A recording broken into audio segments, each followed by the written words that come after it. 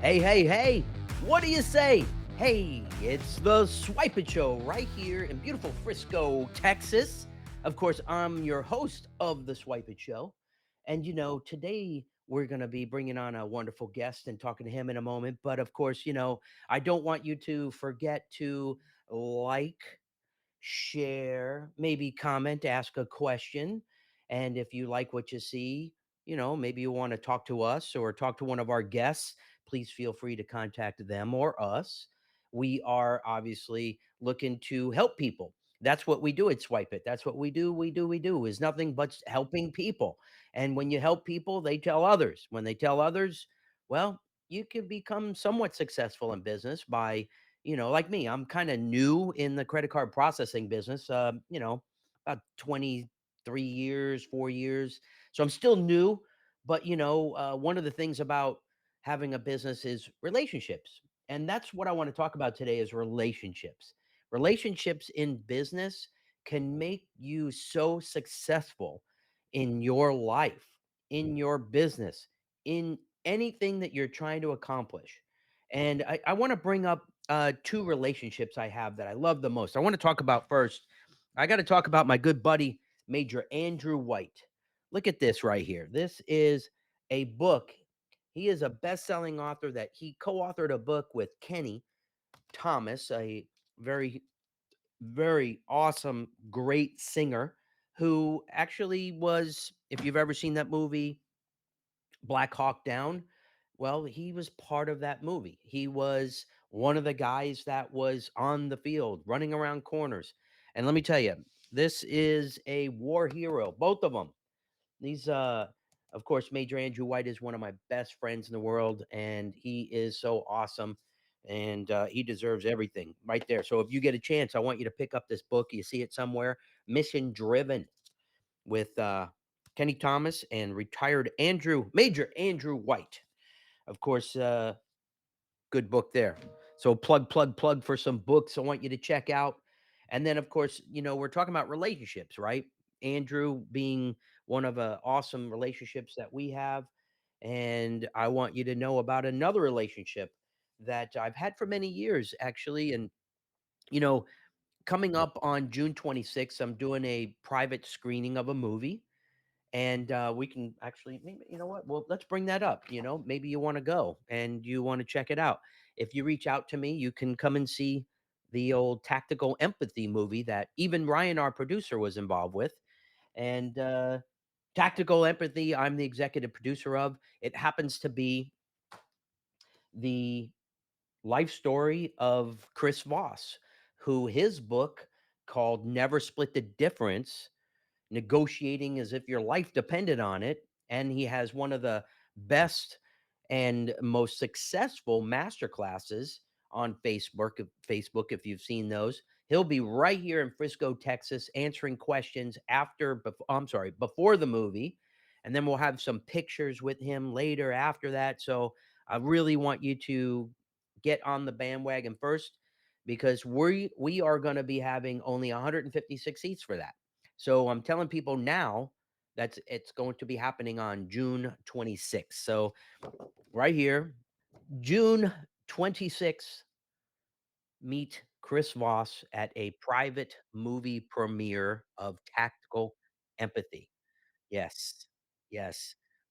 So if you want to be there, get a hold of me. These are relationships, right? If you have a relationship with somebody, you can maybe get involved with stuff and see things that you maybe never would have been invited to, right? So here I am inviting you to come out and see a very cool movie that I have seen a few times. We've already premiered it in Vegas and we premiered it in California at the Beverly Hills Hilton. And of course, Ryan was there working the red carpet and having a whole bunch of fun. But we are very excited about that. So I'm meeting with friends and people. And one of those relationships I have a post it note here to go see this guy. And, I went over to go see him yesterday. His name's Dorian. And he helped me get a Sprinter van and a new car well, I say a couple years ago. I think it may be 3, might have been 6, 8 years ago, 9 years ago, probably. Wow, I can't believe it's that long ago. But, we've kept in contact. I've seen him grow and where he's at. And guess what? He's going to be opening up a brand new dealership up in Oklahoma. And he's got great plans. And he goes, I was going to call you. I'm like, well, I was coming to see you. So I came in to invite him to come to the movie because I thought it would help him in negotiating, and maybe his team that he's working with right here in the DFW area might be able to be helpful with. But it actually turned out that he was going to contact me for credit card processing needs. And this is where relationships come into play. I could have hammered him at his place of business and where he worked, but of course, I don't have to do that. I just have doing the right thing, taking care of customers, and doing what's best by people, not having to go, hey, you got to work with us. You got to work with us. No, our customers, they tell others for us. We tell, people about what we do, and if they feel the need that they want to talk to us, you can get a hold of us. We will help you be successful in your business, because we're going to have people like our next person coming up on the Swypit Show. It's, of course, a good friend of mine. I've known this individual for many years. One reason I know him is because his wife and my wife, well, they went to school together from like kindergarten all the way to 12th grade. And my wife was in his wedding, and his wife was in mine, and my wife was in his. And the weekend that they got married, I asked my wife to marry me. So I have to ask Paul what year that was. So, of course, let's bring Paul Boyd into the world of the Swypit Show. And welcome to the show. Paul is the CEO of Force Scaling, longtime friend, of course. So, we're going to get into this, Paul. And I All got to ask right. a question because, like, I even asked Sarah, I go, hey, Sarah, when did Paul and Tracy get married? And she goes, I don't remember the year, but that's the time that you asked me to marry you. And I go, yeah, I know, but what year was it? So, It's Paul, let's get October the of truth here. 1995, Kevin. You're What, safe. 1995? That's right. Wow. So, okay, so 1995, I asked my wife to marry me, and you got married. That's right. Yeah. So, welcome to the Swypit Show. Of course, Paul, if Well, thank you anybody for has having me questions today, for Kevin. him while we're doing stuff, pop in. I might see it over here, of course. But, I've known Paul for how long, Paul?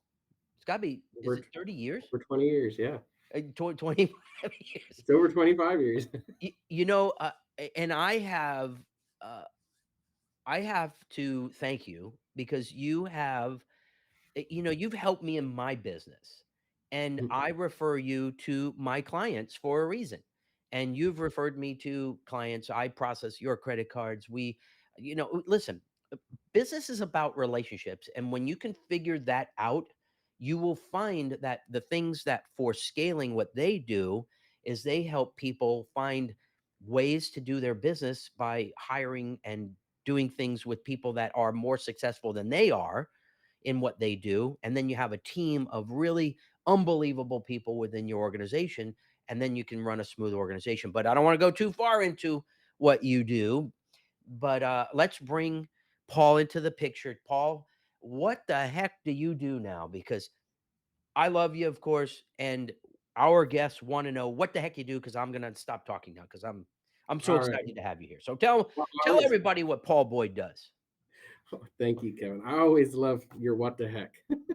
Yeah, But the I'm what the gonna heck show. Yeah, we don't do that I'm one gonna anymore. come to what we do after I talk a little bit about how and why we do it. So, Yes. you know, why we believe businesses only push past their plateaus when leaders live in their unique purposes and strengths is they really have to trust others to do what they can. So we, my team, we really see solutions that maybe other people don't. And that's really important to us is we want to help, especially entrepreneurs push past those plateaus.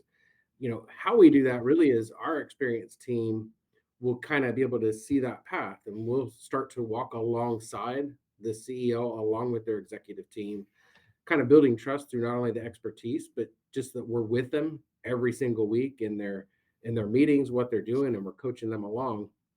So ultimately, what Force Scaling does is we provide the talent, training, and tools that help organizations ascend to new heights when they need to grow their business, or maybe they're flat and they want to get unstuck, maybe run a little bit more profitably, or just have better quality of life. Yeah, and you do that by hiring the right people, right? Yeah, I Absolutely. mean, I don't know how many times you've told me you got to get an executive assistant that can, take over some of the little things so that you can go out and take care of the clients in different ways and give that, unique swipe it feeling to customers. And of course, I kind of fought it, and Sarah was like, "You got to get somebody to help you." And so, of course, I finally gave in, and I gave up the schedule, and I said, you got to talk to Brenda. And I mean, I used to have everything in my head, right? Right. And that's not good. So I'm grateful for all what you have done to help me be, better at what I do. And I actually mentioned this to somebody just the other day, and it made me think back to when you were across the street at this one company. I guess it's got to be, I'm going to guess, maybe 12, 15 years ago. I don't remember when it was, but I remember being in your office. You had this whiteboard, and we went up there and we scribbled some stuff on there, and we looked over some different things, and you told me that I had 18% year over year growth in business. That's And right. I had no idea what that really meant. And you gave me specifics of how I can, I mean, obviously, not everybody has that. Even through COVID, I had growth. So it's, I owe you a lot of appreciative thank you, gratitude for helping me in many different ways in business. And, I think that people, if they go to your website, I want to bring it up right now. I want people to know what it is. It's Force Scaling, FORCESCALING.com. And when you go there, I found that there's something there that I really love. And people don't realize that force, and I got it over here, stands for a few things. Would you like to go over what force is? Because it's probably the mantra of the company, right? Absolutely, Kevin. I appreciate that. For scaling, really wanted to help our clients by creating a roadmap, right? It doesn't mean it's set in stone because every path to progress is unique. Sure. Like we were talking about with the 18%, year over year growth, like how do we lean into that or build upon that? So we like to always start kind of like Stephen Covey, right? Start with the end in mind. So the future focus is pretty critical step. We like to just get it to a 1 to 2 page business plan so that everybody knows where we're heading together. And then with a crystal clear vision on where we're going, which will include, really an impact goal. So we actually measure our vision or our why. And then we'll have really clear 1 and 3 year plans. And then we'll actually make sure that we have the right organization structure, right? The right organizational structure to achieve that 1 and 3 year plan. So we might not have it today, but what are those big moves we're going to make together as a team to put the right people in the right seats, as you joked earlier, Kevin? And then how are we going to measure what success looks like for each of those roles? So not only are we going to have role clarity, but we're going to have great scorecards, not a P&L, not a profit and loss statement ramrodded into weekly goals, but actual scorecards to say, like, what are those important actions that we're taking every week to hit that 18% year over year growth. And then that kind of starts to foster the culture. So in that 2 page business plan, the future focus, we have our guiding principles, a really clear vision so everybody knows why we get out of bed every morning. They're not going to get out of bed to make you and me more money, but if we're impacting lives or we're actually, transforming companies, back to relationships, right? We don't want everything to be transactional.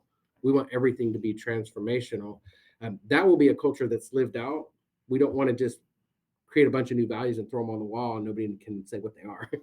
And Yeah. then ultimately that leads to execution, right? We want to execute with excellence. Like we want to make the most of whatever we have. If we don't have 250 grand to buy new software, we don't need to do the new software. We'll work around Excel or whatever we need to do, but let's make the best with what we've got to get where we want to go together. So that's what FORCE stands for. It's the 5 elements to lighten the lift, hence FORCE scaling. So we believe those 5 elements working well together will really change the lives of an executive team, especially for the CEO and the people that are leading that charge. And some people don't realize, you have to dive deep into what's been going on in your business to make it. Sometimes you have to look at the past to be able to look to the future. And That's a right. lot of people just look at the future. Oh, I'm going to invest in this. I'm going to buy this, or I'm going to get this specialized equipment. Well, you have to actually look at your past and how those, KPIs are working to be able to make the right decisions. But you also need outside forces of people to see an inside look of what you're doing to make the correct decisions of what you're going to do in your business. And one of those things that you folks are doing is you have like 2-day boot camps, you have 10-day executive management training stuff. And, you know, not everybody needs all of that. They might just need, a fresher upper, and that would get them on the right course. But those are people that have actually looked in the past already. But I think that once you get somebody like for scaling to come in and look at your company and really dig deep into everything, you're probably going to be hiring people like this for longer than just 2 days, 10 days, because those sometimes can just be a band-aid. And then you're actually, and I've actually been through some of your stuff because you you kind of hold people accountable. And I was just like, listen, I can't do this anymore. Okay. I guess it, I mean, what worked, what you taught me, I've implemented, and it's really those little tweaks. It's like a gas stove, right? So you turn on the gas, and if it's the gas is too low, you may never be able to get that water to boil. But if you just get it just right, and you get that water boiling the way you want it, bam, you can make food, right? You can eat and Absolutely. survive. And I mean, I don't know. That was probably the strangest analogy I've ever made for something, but it just Well, it came was to a me. great analogy, and I'll just take it one step further, Kevin. Yeah. We often don't realize that the really simple things may or may not be easy, right? Yeah. So, our grandmas used to take a little wooden spoon and they'd set it across that boiling pot so it doesn't boil over. And like our kids and maybe even a lot of our peers, our friends, right? They don't know that. So they just let the water boil all over and they're making the mess on the stove. But if you just take that simple little wooden spoon and you set it on top of the pot, man, you're golden, right? And so that's kind of what we do for a lot of our clients is we kind of help them see the simple things and then we walk alongside them every week running their executive leadership meetings and coaching their executives one-on-one so that they can step up so that they can actually deliver and execute with excellence. And so it can be a lot of fun. So accountability doesn't have to be bad, right? We can still have fun. Exactly. If What it's fun, it's not work. what what type of companies do you typically work with? I mean, in terms of size, do you Sure. want the Chevy? Do you want the GM, companies, or do you want like smaller merchant type organizations? Yeah. Where do you want to go? I mean, can the Yeah. So local usually florist it's shop help you or help them? Talk to me about that. that's a great question. Our ideal client is probably an entrepreneurial organization that is doing more than 10 million in revenue.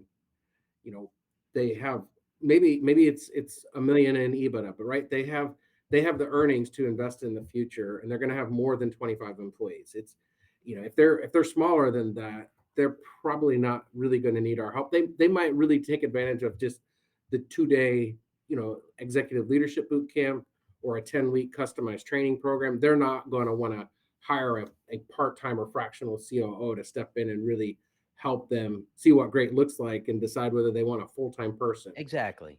And that's usually what we'll do is the industry doesn't really matter. One of our team members always jokes 70% of business is the same in any business. There's probably some truth to that, right? I mean, the reports Absolutely. are important, the people are important, but the force framework is pretty basic applied to many industries, whether that be oil and gas, insurance, or even financial services, right? So our clients run the gamut in terms of industries, but really it's that size, right? We've definitely had the significantly larger clients with hundreds of employees and north of 120 million in revenue, but that's not our typical sweet spot. And we've had one or two clients that maybe have 2 million in revenue for the year, but usually it's going to be north of 10 million. So that's about the size. That's a good number there. I will tell you that most business owners that may be listening or watching, even you know the larger companies, but anybody that's actually seeing this is going, "Well, I don't know if I need that. I don't know if I could figure this out on my own." And I've been there and I've thought of that. I've watched, but what people fail to realize is they have to continually learn new processes. They need to continuously learn new things that are actually justifiable for this day and age. If you're not on social media, I mean, as much as I hate social media, I love social media. So I mean, Yeah. if you're not actually on social media, that's a big problem. Maybe you haven't updated your website in a short, specific point of time, right? But this is where you folks are going to come in and look at that and give a unique perspective. And, you know, does something like this cost money? Well, everything costs money. But what Yep. does it cost you not to do that, right? What does it cost you not to be paying attention to all those little details? So that's going to lead me into what is it that you're reading today? Because I know, man, you are a big reader. You love to read. What's the book you're reading right now? If I was to see it on your desk, what is it? It's called Slight Edge. What is it? Slight Edge. Flight? And it's Like a like like SLIGHT, slight, like just a little bit, oh, slight, slight. slight edge. The Yeah, it was a slight gift edge. Oh, I from like that. yeah, it was a gift from one of our clients. I'm only a few pages in. It's at home. I can't remember the author off the top of my head. Well, And I then can find out. I'm also about halfway through another book that I started, and I've just been trying to keep up with all my client reading, right? And it's called Nobody Cares Until You Do. That's written co-written or co-authored by a friend of mine, Robert Hunt. So those are the two books I'm currently reading. So, slight edge, turning simple disciplines into massive something. That's right. It doesn't let me just click on it on Amazon just to check it out, right? The secret to successful life? No, that's not it. Yeah, No, let me. turning simple disciplines into massive success and happiness. Is that the one? That's the one. Yeah, that's a looks like a pretty interesting book.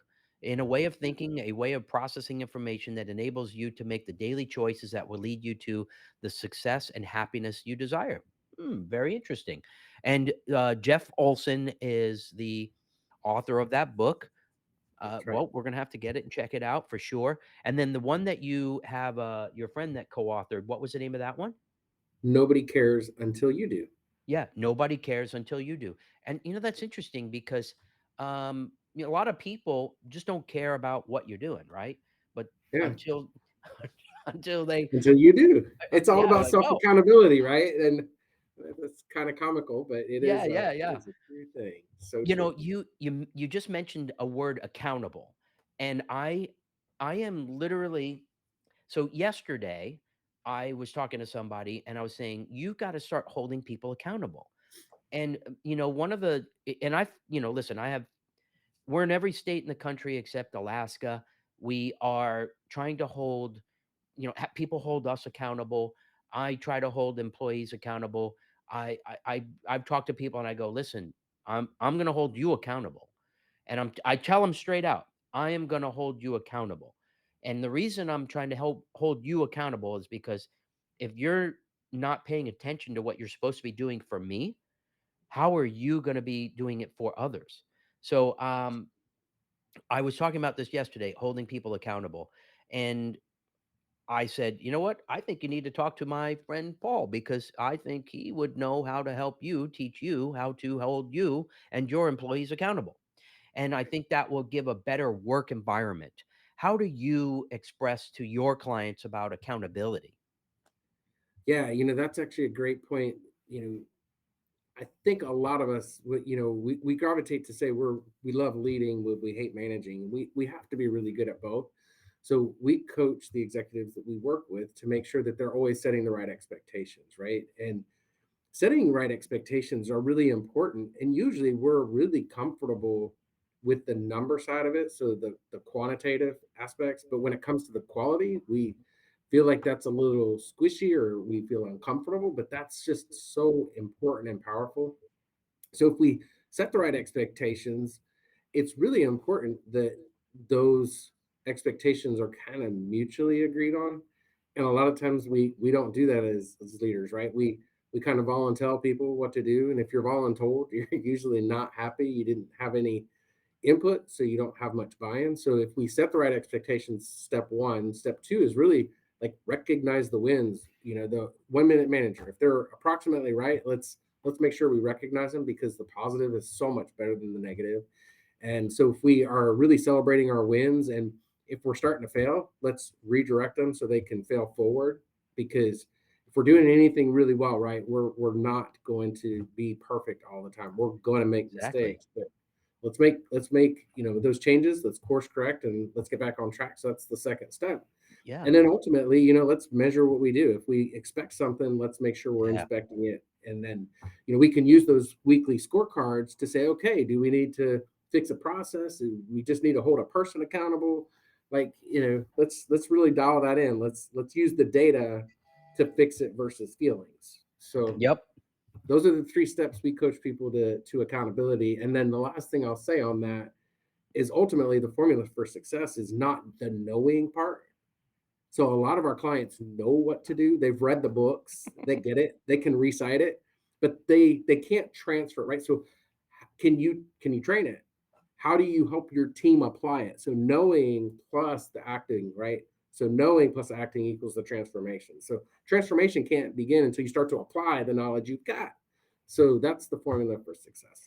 And you actually have it right here too. It's you focus the future focus, That's right? right. Put everything together and your goals and where you want to be, and then you've got your organizational structure, the way to get things and to create the way, the guide. Everybody could go back to it. If you look at a city like the city of Frisco, they have a plan of attack and they That's try to right. follow it. But then comes times as things change and evolve, you got to go back and look at it, right? You have to That's be right. able to know how to do that. And that's where, when you work with companies like yourself, they can say, hey, listen, it's been 5 years. We need to maybe readjust things because you know what? You used to be making this product, but man, this product sold bigger than the others. We've got to figure out a better way to get that one going, and That's then, right. of course, that's where the results come into play. And then you've got your culture, how, as you're growing, how are things working within your organization, as the human resources aspect come into play of making sure that people are comfortable within the organization. And then the last, of course, is execution, right? So executing things in a way that gives your company the lookability. Like, at the end of the day, how do people perceive your company? Do they see you as, oh my gosh, don't use that company? Or are they going, man, that company's the shit.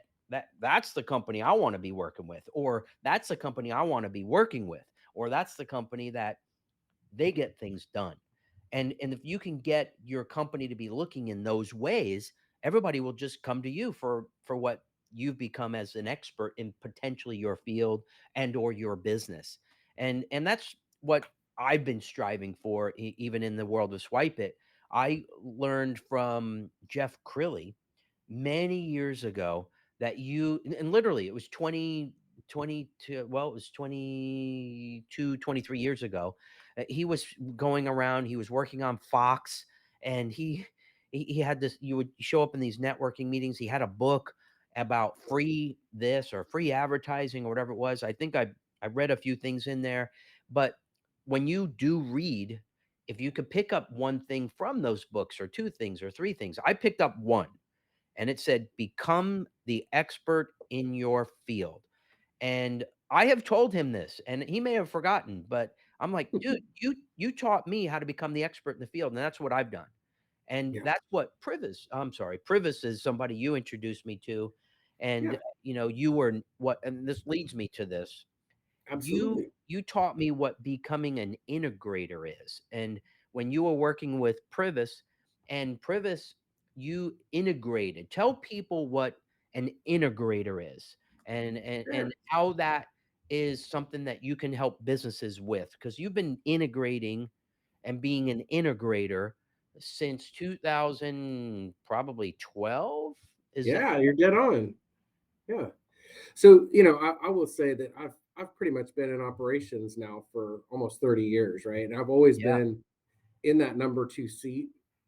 Um, when we were talking about that company I used to be at, that was my wall talker in Frisco, Texas, EFA Processing, right? We were a business process EFA. outsourcer. I was president and COO, and I was pretty much the top executive in that organization. We had 225 people there and 150 near shore, and we were whiteboarding some of those basic principles. Well, you fast forward, that was probably circa 2008 or 10. Yeah, because it was 20 originally in Addison. That's right.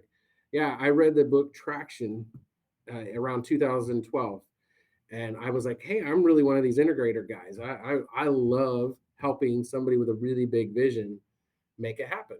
Like, That's me. they, Big yeah, vision. absolutely 50,000 foot view, and wonder why nobody gets it. And then somebody like us will walk in and we become a translator. Say, hey, here's a 30,000 foot view. Now the team can start asking questions they get, right? And I think the two have to work really well together. And so, super blessed to be in a book about that visionary integrator relationship. Right, the visionary is usually the CEO, really big picture, can see 3, 5, 10 years out. The integrator is usually much better at seeing that 1 to 3 year plan. What are the pieces and parts? Like, here's all the pieces of the puzzle. How do we arrange them? Right? We don't want to throw the pieces of the puzzle in the box. We don't want to take different pieces of the puzzle and give them to people when they're the wrong puzzle pieces.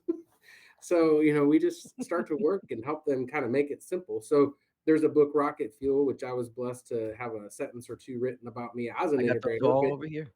yeah, the integrator is that person who kind of plugs in between the CEO and the executive team, and then they can actually help the executive team really lead that organization to execute and make those dreams reality. And so I think that in the traction library they always call it an integrator.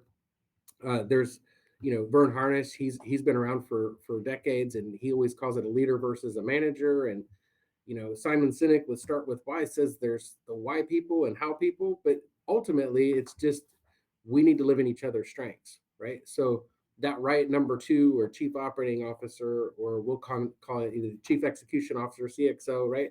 Those people really come in and help the team flourish, right? We're never going to slow the organization down enough for a big visionary like yourself.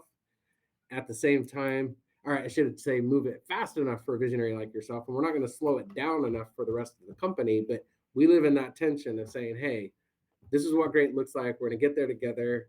And then we can have a conversation with you to say, hey, they're getting there. They're doing the right things. I Very hope that's true. helped. Yeah. No, listen, people don't realize that there are, there's no real answer to anything. There's no guide to life, right?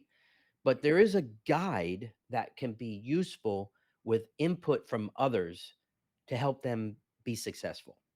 It's And all if about you relationships. you have an open mind and you create unique relationships that are like I call them core. I have a core group of people that I feel I could always talk to, and I can go, listen, I'm getting ready to do this. What do you think? I have a friend of mine who owns Dallas North Aquarium, and I remember sitting with him. We were having lunch, and I said, hey man, I'm thinking about buying a race car. I'm like, what do you think of that? He goes, are you insane? Don't do it. You know, I'm like, well, could be useful.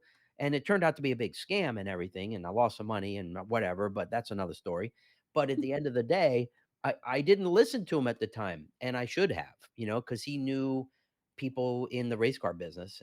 But it turned out maybe if it was actually implemented, then I could have just maybe had some races and gone to and things, but it was just a total scam. But if I had just listened to him in the beginning, I may not have lost a few bucks and went from there. But anyways, get with the right people to help you get where you want to go, because there's Yeah, no I in team, right? absolutely. No I in team.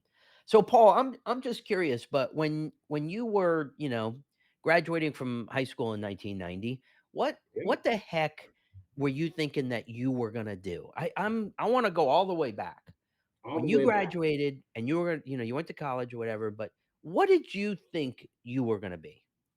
Yeah, it was kind of last minute. So I went through, middle school and high school really thinking I was just going to probably continue to farm. So I farmed for my uncle since I was 9. I really started working, multiple jobs, in high school, and still farming full time for my uncle. And I just enjoyed it, but I met that gal who we talked about earlier, Tracy. in the summer before my senior year, and we were working at the same little place. Where And was this now? the Arcanum Dairy Pizza Lane in Arcanum, Ohio. And it's not there anymore, but I still remember it. And the owners, Chuck and Kelly, were great people, and we enjoyed there, working there. And I was 16 when I started. I worked there for about a year before I met Tracy. She came home for the summer to visit her dad, and we met and we began dating. And we did take a year off before Friends made it popular. We were on a break, and we got back together, as you know. But she convinced me to go down the path of getting into business versus, farming or working in a factory, which is more common there in Darke County, Ohio. And I actually changed at the last minute. I went from going to take a partial scholarship to play football at a small school to enrolling in DeVry, where I could see that I could get a business operations degree in less than 3 years and not take any breaks. And I hated school. So I was like, this is going to work for me. I just can't take any breaks. And I didn't. I had my bachelor's degree from DeVry in 2 years and 8 months. And the rest was kind of history. I was working for Pizza Hut. That's the way I paid my way through college. My parents made too much money to help. And so I had to find a way to borrow half and pay half as I went. And that was the path I chose. And I really just began to love business and operations. And I was the youngest unit manager of 10,000 units back then. I was still in At my Pizza teens Hut? at Pizza Hut. I Yeah, had no idea that you worked with Pizza Hut. Did you know I worked with Pizza Hut? I do. Yeah. Yeah. Ozone Park, Queens. I was the assistant manager. Yeah. There's two of the gentlemen in the executive boot camp, one from Philadelphia, the other from Austin this week, are actually lived for years in Columbus. And so when I told them I worked at the Eastland Pizza Hut, which is no longer there, and then I was assistant manager at Bryson Livingston Pizza Hut, which is no longer there, they're giving me the history, oh, that burned down by electric. So, but it's kind of like the small world moments in life. When I was at that Pizza Hut at Eastland Pizza Hut, all the Discover people used to come in. Well, when I was doing the business process outsourcing for debt settlement companies, we couldn't get Discover to settle with us, and then they just let them know, hey, our president used to work across the street from you. And I got on the phone. I started talking with one of the executives about Pizza Hut lunch buffet and how I trained people on the Pizza Hut lunch buffet. Next thing you know, we've got a forward flow agreement. We're settling debt at 40 cents on the dollar. Wow. All about relationships, It, it's a relationship. And Yeah. as much as like I remember like when I was younger going, how do those people do all that stuff? And I figured I was going to be able to do everything on my own. I'm like, I don't need help from anybody. They're going to give me bad advice or something. And it took me a long time to come to the realization I needed help, and I needed help from outside sources. I needed help from people looking from the outside in to give strategic information, and I didn't realize how valuable it was. And then what I was able to master is creating people that I could refer to other people because they've had a history and they had knowledge and they had expertise. So that's what kind of made us a really valuable organization, and it reinforced our relationships with our own clients. So I love referring organizations that I could trust, and even ones that I personally use. I have a client, we just got back from Chicago doing an install for one of these franchises that we deal with. And it's a Korean rice donut called Mochi Nut. And we process the credit cards for a bunch of those locations around the country. And there were two opening up. So I went up there, we installed them. But I totally forgot when I was installing the one that when I originally was introduced to the fella in Schaumburg, 3 months ago, I happened to he was mentioning something about insurance, and I go, "Oh, you should call my insurance guy. He's a broker, and he could take care of you." And he goes, "Okay, yeah, send him over." So then 2 days ago in Chicago, he goes, "Oh my god, that insurance guy was amazing." And I mean, I had to go I mean, I totally forgot that I did that. It was took me a second. I go, "Oh yeah. He's my personal insurance guy." So, you know, Right. you just create relationships and you forget sometimes that you've introduced somebody. I'm sure I've introduced you to somebody that I forgot that I Absolutely. introduced them to, but it's just natural now for me to just introduce people to people. and those relationships really work out. And if you're in business and you're not actually looking and utilizing relationships for a ton of things, then you need to check up from the neck up, because it's truly the best way to do business these days. I mean, my whole company is based on referrals. And while I do Absolutely. advertising, while I do these crazy swipe it shows, and I do the, TV commercials, it's all for branding. It's all there to help people have the knowledge and knowledge that there are experts in their field, and not everybody is going to be trying to take advantage of people. And Yeah. do your homework, right? If Yeah. somebody was to want to do their homework for you, of course, well, they may not see that you're actually in the insurance business. I think that's where you really honed a lot of your business knowledge was in insurance. Tell us a little bit about the insurance side of where you were working. Sure. That's a great point. I was super blessed. Tracy and I, shortly after we were married, decided to move to Phoenix, Arizona. And that was when I uh, moved away from Ohio, born and raised in Ohio. Thought I loved it there until we got to move out to Phoenix, and really struggled with the heat in the beginning. But I found my way into kind of a startup situation, right? There was a holding company called Titan Holdings, a property and casualty insurer, and they had this small little entity called Titan Auto Insurance, and they were pioneering direct response centers or DRCs. And so I was young, and I had that general manager experience from the Pizza Huts and United Dairy Farmers, and I thought I really wanted to be an HR person. So I just said, "Hey, I'm going to get an HR job." And so I took a role as a human resource supervisor, which was really a glorified payroll clerk. And every few weeks, they would almost double my responsibility. And Wow. within a few months, it was probably 6 or 7 months, I was actually part of the 7-person leadership team, and I became the person in charge of the Arizona operations. And I really learned a ton. To your point, I was able to apply some of that hospitality retail background Yep. into retail insurance. I helped them create a concept called Office in a Box, which helped us reduce the lead times from opening the store in about a year and a half to open it in 60 to 90 days. And that team ended up selling. After I was there for a few years, our operation grew from about 13 million to over 25 million in written Wow. premium. Combined ratio was like 98%, meaning my claims ratio plus our uh, expense ratio combined was 98%. And since insurance makes their money on the float, that was pretty solid because most of the country at Titan Auto was running around 104, 105% combined ratios. So it was really a lot of fun. We were buying companies. They would send those principals, which were 40 to 60-year-old people, come into town to learn from this 28-year-old. It was very humbling for me and them. And in many cases, I learned probably more from them than they learned from me, but I showed them how to make the retail operations really successful. That's And because you're an integrator. because I was an integrator before it was a thing. And Yep. then I actually was super blessed to join that team. That team moved on. That executive team started a new company called instantauto.com right here in Dallas, Texas. And when I joined there, I was more of like a market manager for the first few months, and I helped them open operations in Arizona, New Mexico, Colorado, and Dallas. And they asked me to relocate here to become a call center director.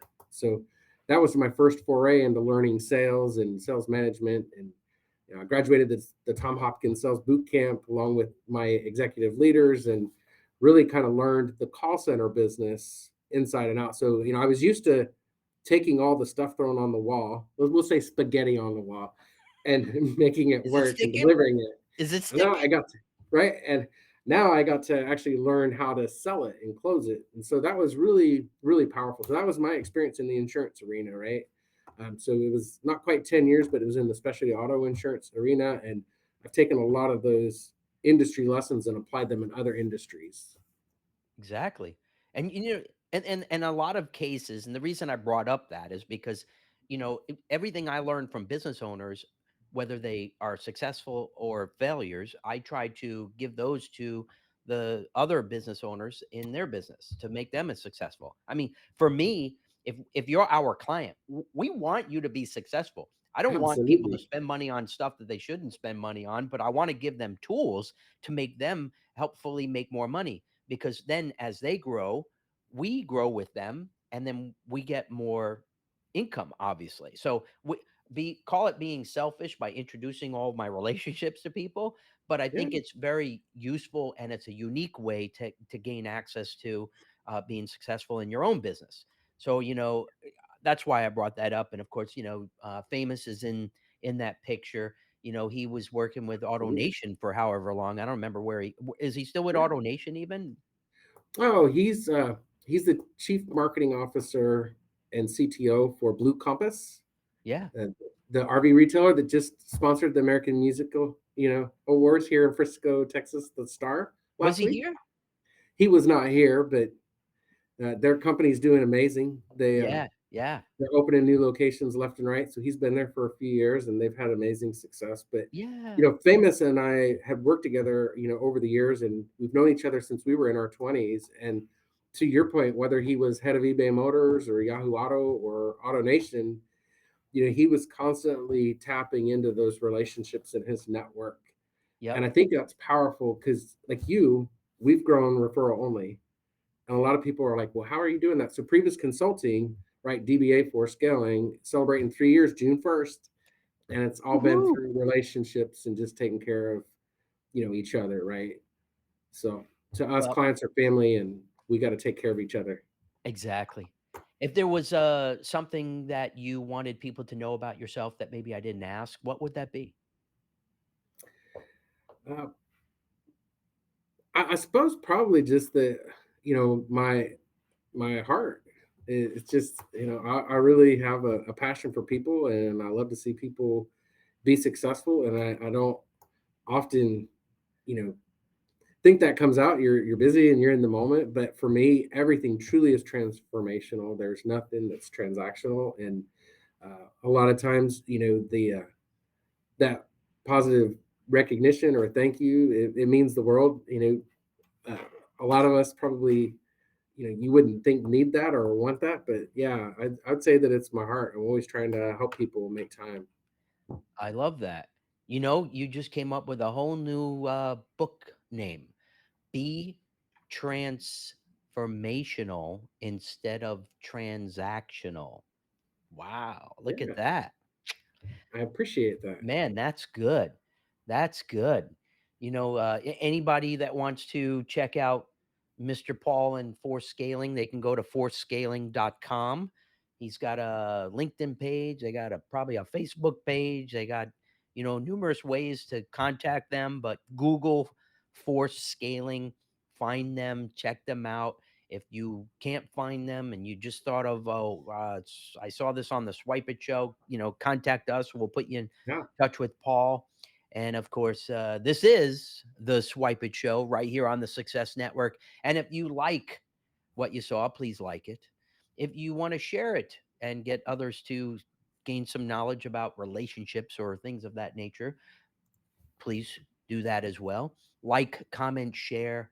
Of course, the Swipe It Show right here on the Success Network. We love you. We care about you. That's why we do these things. And we'll catch you next time on the Swipe It Show. Don't forget to do what you want when you want.